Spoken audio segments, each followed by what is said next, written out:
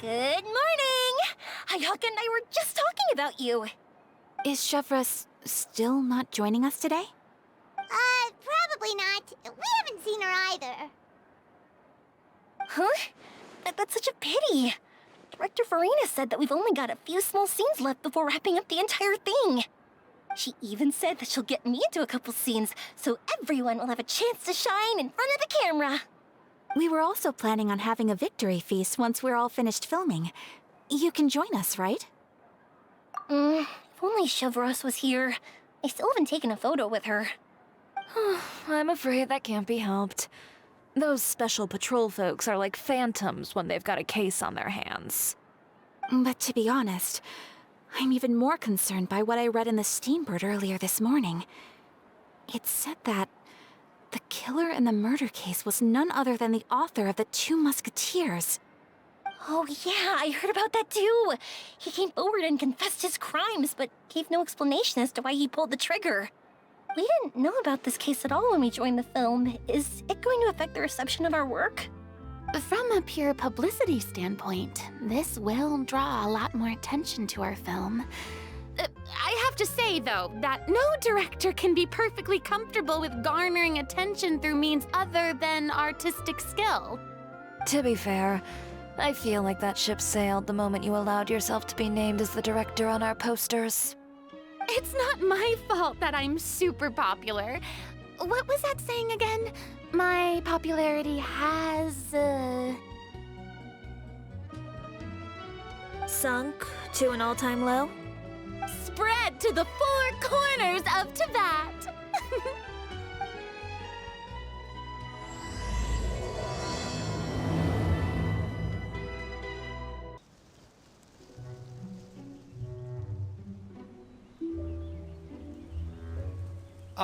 Excuse me, everyone.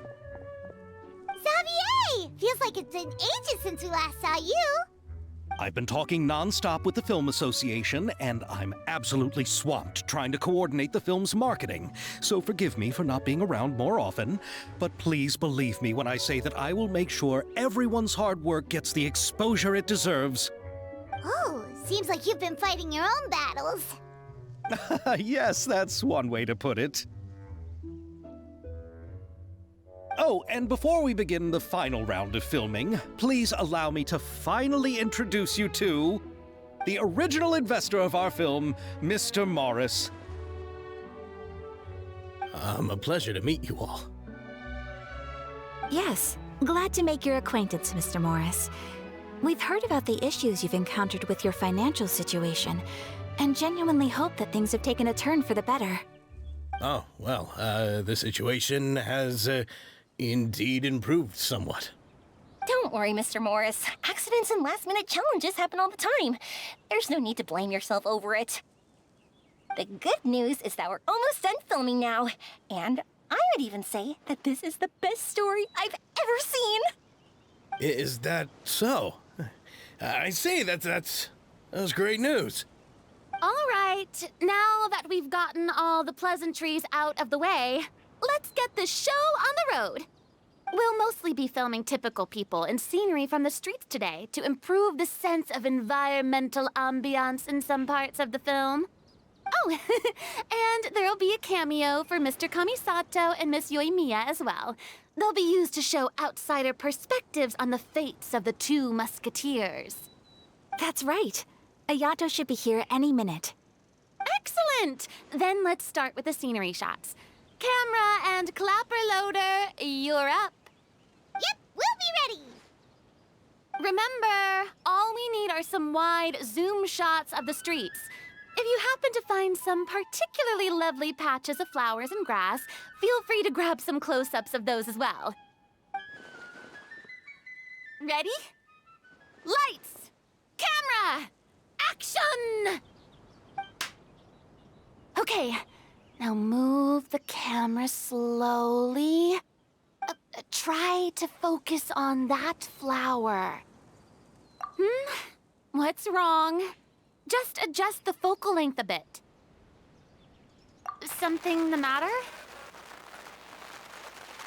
But wasn't it working fine for all the days before? There a different camera? No problem. How about this one? All right, let's give it another try. Lights, camera, action!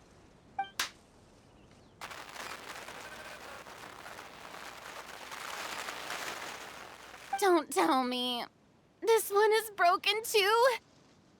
Veronique, do we have any other spare ones we can use? I'm afraid we only brought these two today. What? Then go find a workshop to get them repaired right away. Oh, and you too, Bono. Go find our spare camera in the warehouse and bring it back to the set. On it. Greetings, everyone. My apologies for the delay. Is something the matter, Ayaka? It seems like there are some issues with the filming equipment today.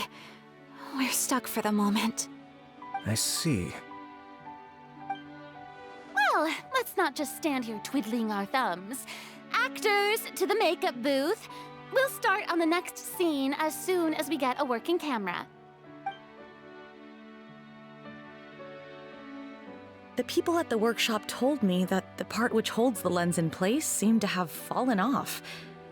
That's super strange. It was perfectly fine just yesterday. Well, no time to dwell on that now. Let's get back to filming. Ahem! Quiet on set! Places, everyone! Lights! Camera! Action! By the way, have you heard about that recent murder case? Yes, I have. It seems that they've caused quite the commotion in the city. I heard that the chief of the guards is so mad about not catching the culprit that he's about to explode. Oh? I find that quite hard to imagine, considering how he already looks most days. Director, we have a problem. Oh, we're in the middle of a take! Couldn't you wait until we wrapped up this scene? No, Director, our film, all the finalized film that we've been keeping in the case has disappeared. Oh, wait, well, what did you say? Mr. Bono, please take me to where the film was kept right away. I'm coming too. No, Yoimiya, you have to stay here. Oh. Okay, listen up. Everyone who's not working on this current scene can go with Bono to look for the film. Everyone else, stay put and wrap up the scene. Unbelievable. How could all these problems happen in just one day? We're back. How did it go? Did you find the film? We found it in the sewers. Huh? In the sewers? Is the film still okay? We discovered it just in time, so we should still be able to salvage it. The others are checking now to see if we lost any specific scenes. Oh, you scared me for a moment there. I nearly thought we had lost everything. I really don't want to experience that feeling of despair again. Okay, but who could have stolen the film and dumped it there? Could it be, some competitors working on other films? But if they wanted to harass us, why wait until the last day? Okay, we don't have time to really look into it right now. Let's strike while the iron is still hot and wrap this thing up once and for all. Yeah, let's finish it.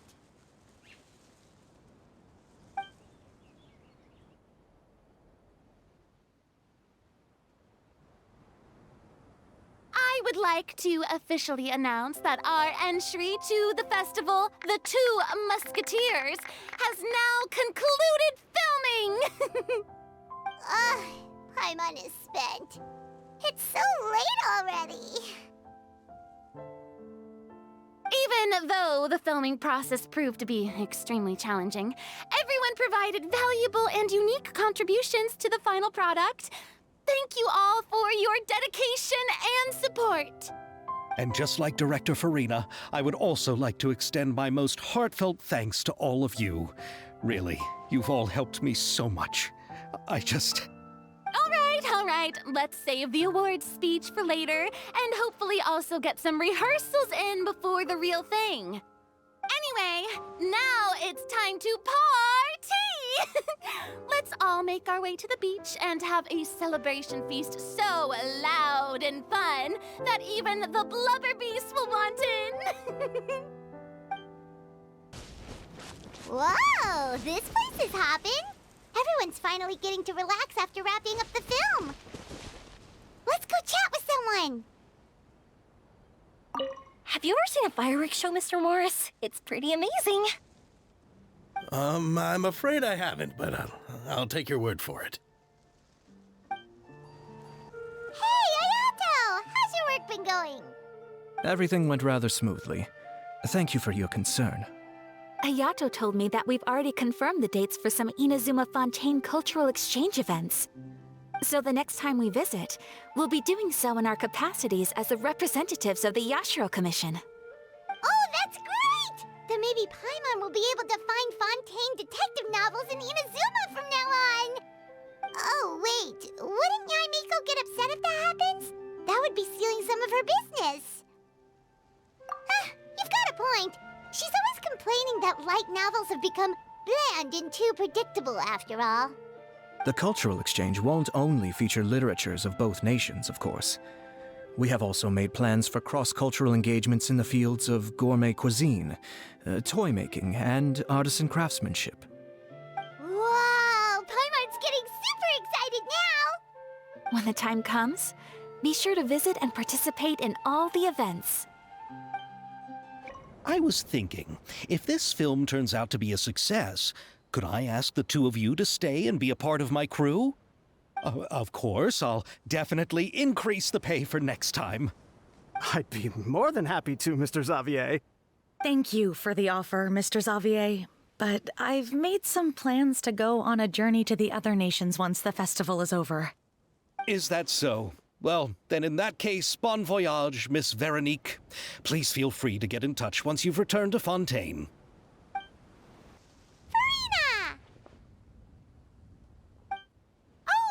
My darling clapper loader and camera operator, you've both worked really hard. Paimon thinks you worked even harder than us. Honestly, Paimon was getting a little tired of playing with the clapperboard by the end of it. Worst of all, Paimon started having dreams of you shouting, "Lights, camera, action!" into Paimon's ears. The actual dream can't even start until you've yelled that. Hey, if anything, shouldn't I be more grand and delightful in your dreams? We've been through so much together, and that's how your brain remembers me? That's not Paimon's fault. We've just used the clapperboard too much lately. Anyway, what's most important is that we've wrapped the film. I'm pretty confident that we'll take first prize. Hey, no need to mention the official name. Wait, now that you mention it, if we did win the prize, would Farina just get a statue of herself? Come on, I don't need that kind of attention. Xavier can accept the reward on our behalf. But just imagine! Farina accepting the Farina Award and holding a Farina statue. I'm going back to my dessert now. You all can keep discussing that on your own. Chiori! Hey, you two. Are you not really into these kinds of big social occasions? Not particularly. But this is still better than Fontaine Fashion Week. But if this film becomes a big hit, people will definitely come flocking to your shop. Yes, that's highly likely. As long as the film can premiere as planned. Are you still worried about the case? That and all the obstacles we had to face today. You're right. It's as if all our bad luck just manifested at once. But why today of all days? No. No, it's nothing. We've already delivered the film to the editors, so there should be nothing more to worry about. How are you doing, Mr. Morris? You having a good time? Well, you could say that. Do you happen to know when the party is scheduled to end? Judging by how much fun everyone's having, I'd say probably not until well after midnight. Is there something that you still have to take care of at home, Mr. Morris? Oh, well, I'm just not a late night person, so I might take off shortly. Oh no! Silly me. I almost forgot something super important. Oh, what is it? I prepared a whole batch of fireworks for the party, but I forgot to bring them over from the warehouse. Fireworks, you say? Well, that's, truly a pity. Sorry things didn't go as planned. Could you help me carry them over, Mr. Morris? I won't be able to fetch all of them by myself. Me? Are you sure that you can't find anyone else? I just wanted to make this a surprise for everyone. The warehouse isn't far from here. We'll be there in no time. Pretty please, Mr. Morris. These are some of the best fireworks I've ever made. So I also want you to see them before you leave. They're stunning. I promise that they'll be a once-in-a-lifetime experience that you'll never forget. But... It's okay. Just come with me. If we're sneaky enough, nobody else will see us leaving. All right. The warehouse is right over here. I moved the fireworks there in advance, so it shouldn't be too much work bringing them back. It's still a ways away from the party. Sorry about that, Mr. Morris. It's probably because I'm used to carrying fireworks all the time, so it doesn't feel like a lot of work to me.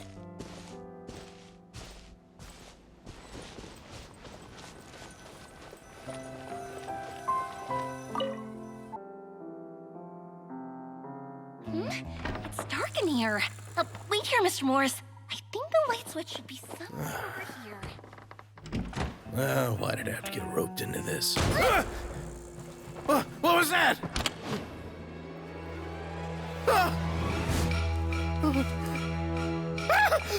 Who's there? Get me out! Get me out of here!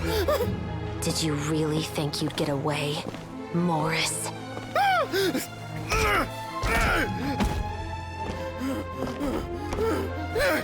You've got the wrong guy. It wasn't me. I'm not the killer. You know, Eliza died a far more heroic death than this. She fought your assassin to the end, to save the children she had hidden beneath the floorboards.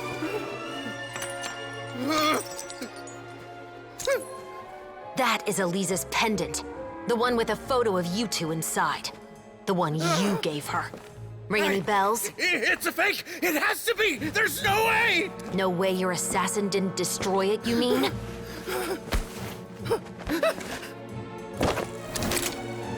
Did you ever love her, Morris? Or was killing her always the plan?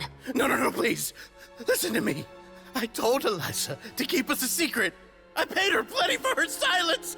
I never thought she'd keep the child. Everything was gonna come out, and I had no choice. She forced my hand. No! I'm begging you. I have money. Just name your price, please. You can keep your Mora, and you can go to hell.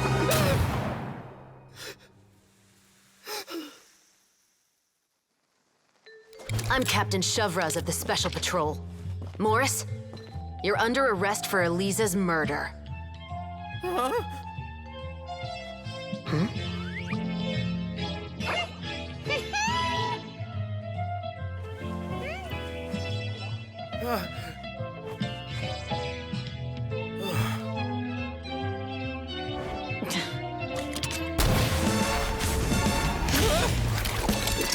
You're under arrest too, prop manager Veronique.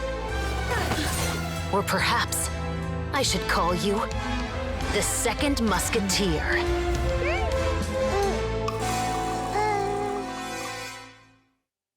Wait, what's going on? This wasn't in the script. Drop the gun, Veronique. Why? Why would you keep me from exacting revenge on this heartless monster? Drop your weapon. This is my final warning.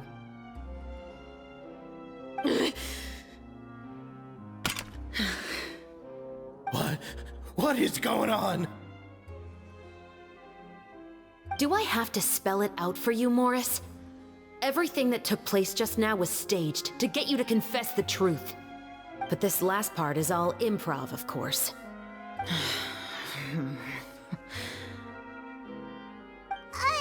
Shivers, you told us you wanted us to help you stage a play. You never said anything about the second musketeer.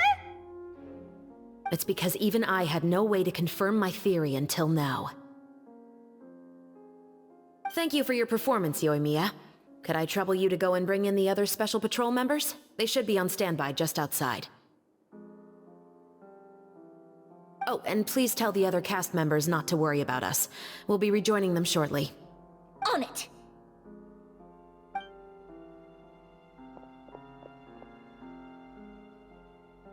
So what do you think, Morris? Care to talk about what happened 20 years ago?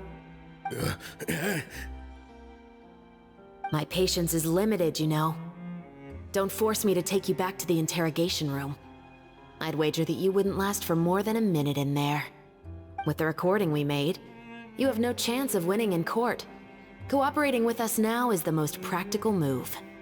All right. I'll talk. I hired an assassin to murder Elisa. She once worked as a maid on my family's estate.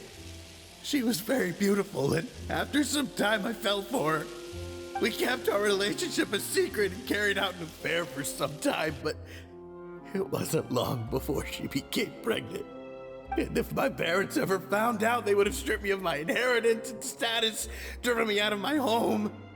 I also didn't expect Elisa to insist on bringing the pregnancy to term. She even asked me to leave my family and travel far, far away with her. She believed that you were truly in love with her. I didn't have a choice. I gave her a large sum of mora, told her to leave the family and to get rid of the baby. But then years later, she sent me a letter. There were photos of 2 children, and she even asked if I could find some time to visit them. Huh? 2 children? Paimon thought Baptiste was the only... you mean... Even if she had the children against your will, you could have just ignored the letter entirely. Why kill her? I had just gotten engaged to be married to an heiress from another wealthy family. So if anyone were to find out about Elisa, my life would be completely ruined. I didn't have a choice. No. You always had a choice. You just made the wrong choice. Again. Do you know how it feels to watch your mother be killed right in front of you? My brother and I were hardly even school age yet. We were hidden beneath the floorboards, grasping each other's hands like a lifeline. We were so terrified that we didn't even know we could ever take a breath. All we could do was to watch Mother try to fight back, and then collapse to the floor. Even after the assassin left, we were still too terrified to leave our hiding spot. We thought that he might come back. It was only until the next evening when we finally climbed out and gathered around our mother. But she had already become cold and stiff to the touch. You made up your mind right then and there to bring this case to light. Not only that, we resolved to get our revenge. And that's why you became the Musketeers. No, that's why I became a musketeer. The man from before was also killed by me. My brother had nothing to do with it. I figured as much. You did? I once told these two that he didn't look like a killer to me. His confession from that night also rubbed me the wrong way. I think what really tipped me off was, how could I not feel a sense of regret in him? Huh? He confessed faster than any criminal I've ever met, but he didn't say a single word about you. He insisted that he was the sole perpetrator in the case. But after the questioning ended, I disassembled the musket we dug up from his backyard, put it in front of him, and told him to reassemble it. Wanna guess how far he got? He had no idea where to even start. He's never touched a gun in his life. Based on that, I determined that he was not acting alone. He only surrendered himself to draw our attention and create a moment of opportunity for his partner. So, I decided to play along. And as expected, the second musketeer followed us without hesitation once she saw Morris get separated from the rest of the cast. Besides, why else would he call the novel The Two Musketeers? But how did you know it was Veronique? I figured it out the moment Baptiste told me his father's name. That so-called financial crisis was all just a ruse. He just wanted to sign up as the investor and then leave the film without any source of funding. After all, he has a vested interest in minimizing the reach of this story. It's really just the same thing as what he did to Eliza all those years ago. Human scum. But then Xavier pulled out all the stops and got the film made against all odds. Morris couldn't have that. With the killer in custody, he figured it was safe to act. And so he came to visit the set today, just as I expected. Wait, so you were behind all those mishaps today?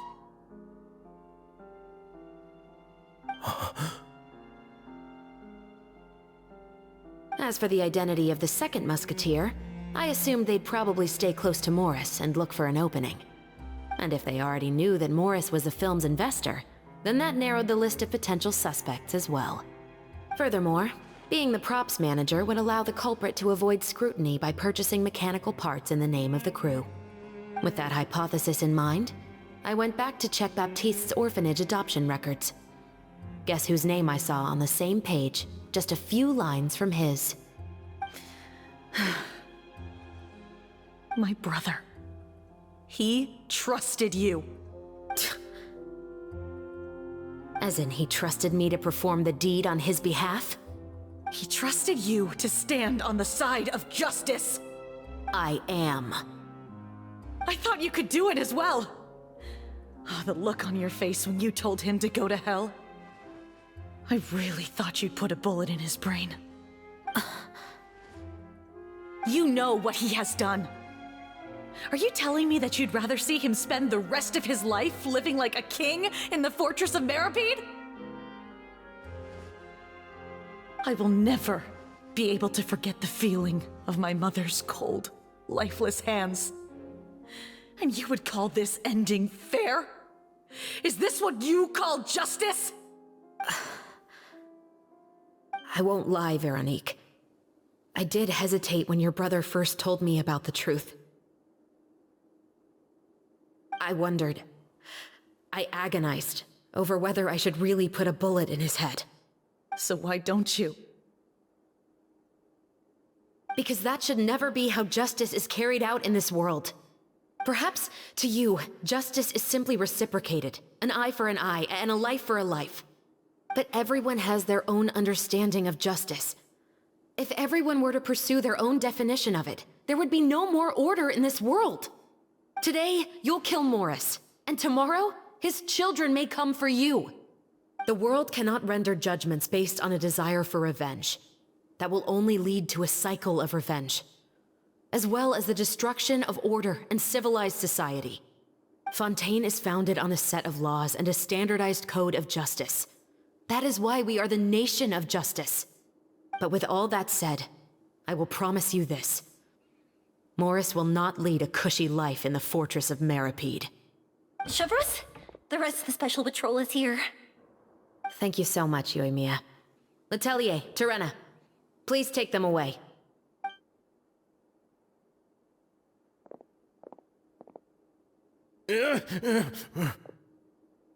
I still can't agree with your reasoning. I know. Justice has not been delivered. At least, not today.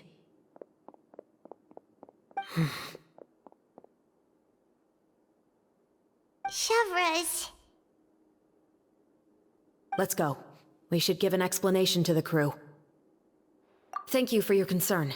I'm fine. I'm just thinking about the things in life that have driven people to take justice into their own hands. Who would have thought Morris would turn out to be I'm at a loss of words. How could he have done something like this? I'm just glad that you're all safe and sound. Who knew that such a labyrinth of cases would be behind this story? Well, what should we do now? We have a finished film, of course, but should we still go ahead with the premiere? What do you mean? Shouldn't you be even more motivated to spread the word now that you've learned the truth? Chiori is right. I'd also like more people to see this story for themselves. But the real ending of the story seems to have deviated somewhat from the one in the script. Is that still acceptable to you, Miss Chevreuse? The call is yours. We still have time to reshoot an ending if that's what you'd like. No, it's fine as is. I like what we have for the catharsis. Romanticism is what gives works of art their appeal. Fiction is able to explore means of restitution that could never work in real life. Just like the real world, the world of stories also has its own set of rules and justice. These different possibilities are what initially drew me to reading in the first place. Sounds good to me. I support your decision. What about Veronique? Will she be okay? She will soon face her judgment alongside her brother and Morris. If I had to guess, they'll probably all be sent to the fortress of Meripede. I'll make sure to give Risley a heads up about it. Oh, you mean that kind of heads up? Exactly. Ahem. All right, then the matter's settled. Now that everything's been taken care of, there's no reason for us to keep looking all gloomy and grumpy. Let's get back to the feast and enjoy each other's company. We'll be starting the post-production process tomorrow. You should join us, Chevreuse. You missed the first few hours of the party, didn't you? All right. Count me in. Then I'll wait for you over there. There's still some good news that I'd like to share with Chevreuse. Traveler, Paimon, could you wait for me by the sea after the party ends? I'd like to go on a brief walk with the two of you. Thank you very much.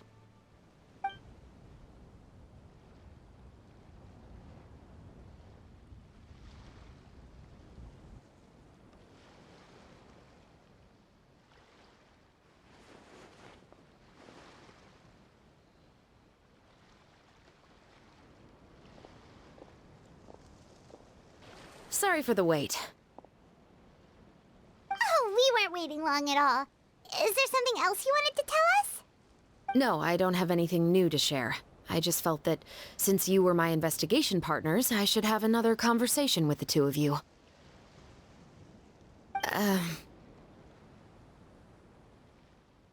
Traveler, how would you have responded to Baptiste's request if you were in my shoes?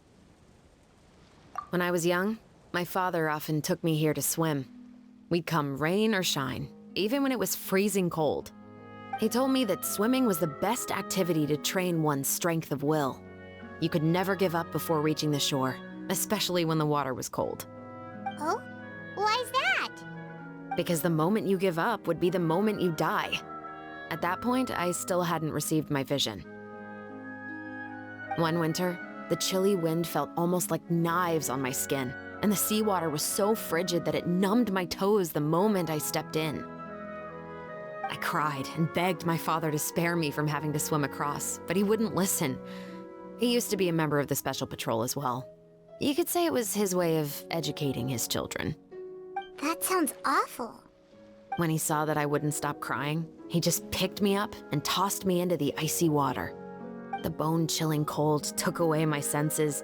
I couldn't feel anything but fear and rage. I waited for my father to save me, but one look and I knew he'd already started swimming for the opposite shore. I realized that if I were to give up, I really would die right then and there. I used all of my strength to try and catch up to my father. Those few minutes felt longer than my whole life up until that point. I did, however, make it to the other side. I've never felt afraid about anything in my life after that, nor have I ever cried again. That way of teaching would have never worked on Paimon. Yeah, I don't think that was the right method for anyone. It's just that, working now as I am in the pursuit of justice, I still sometimes feel like I've been tossed into that winter sea all over again. The anger and the helplessness. Chevreuse. But the worse I feel, the more I know to never give up. The alternative would be to forever lose myself among the waves. Anyway, how about a race? Neither of us will drown, but we can still see who swims faster. You guys go ahead! Paimon will grab the clapperboard to mark the start of the race. Oh, that felt good. You were so fast in the water, Chevreuse! You were swimming even faster than Paimon can fly! So, about the Special Patrol, did you join because of your dad? Partly, but I'd say I was more inspired by the heroes I read about in stories growing up. Oh, so it's due to your love of stories. Of course, it was only after I joined the Special Patrol that I learned that truth is often stranger than fiction. Come on, let's walk a bit more.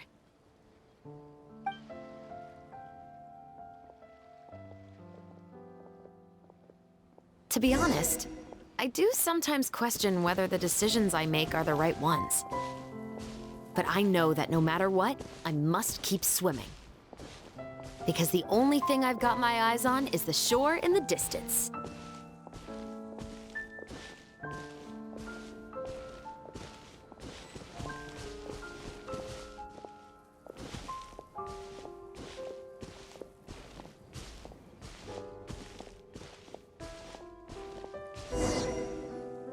Thank you for coming on this walk with me.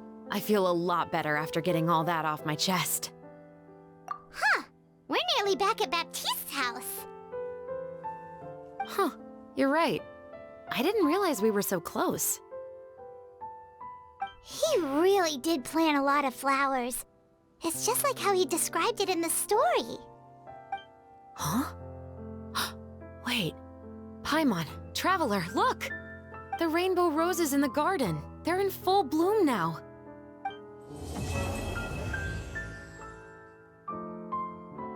Even though it's a bit late, I must thank you for investigating this case with me. Not on behalf of the Special Patrol this time. It's a personal expression of gratitude from yours truly. Oh, you want to hear more about my father? To be honest, I didn't spend that much time with him. He was always busy with the Special Patrol, so he would often return home really late at night. Some nights, he didn't come home at all. Once, he didn't come home for a long time, maybe a whole week or so. When I went out to buy food, I learned that he had become a criminal, and by extension, that made me a criminal's daughter. But we can talk about that another day. I actually have a lot of sympathy for Veronique and Baptiste. I can understand the hatred they feel for their father. But that doesn't mean I'll allow them to walk the path of evil, even if it might lead to another sense of justice. Films are different from the real world. They're a form of art and represent the wishes in people's hearts. I adore the two Musketeers, and I'm very happy to have had the opportunity to act the role as one. I can't wait to catch the film when it premieres in the Opera House. I'm looking forward to seeing the audience's reaction to the climactic ending. Thank you for looking out for me. I'll see you at the award ceremony. I'd be very surprised if we don't win.